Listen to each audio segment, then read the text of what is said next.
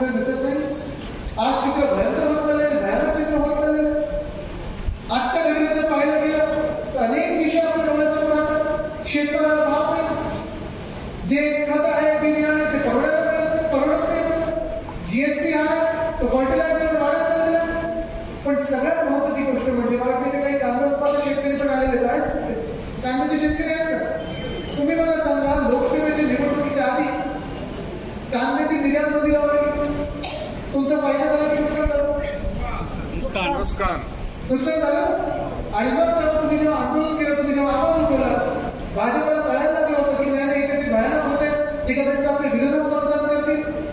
त्या मिनिटाला भाजपाने कांद्याची निर्यात बंदी उठवली. नवीन घडामोडी आणि ताज्या बातम्या आणि अपडेट्स लवकरात लवकर पाहण्यासाठी आजच आपल्या सूर्यवार्ता न्यूज चॅनेलला लाईक करा, सबस्क्राईब करा आणि बेल आयकॉन प्रेस करा आणि शेअर करायला अजिबात विसरू नका. धन्यवाद.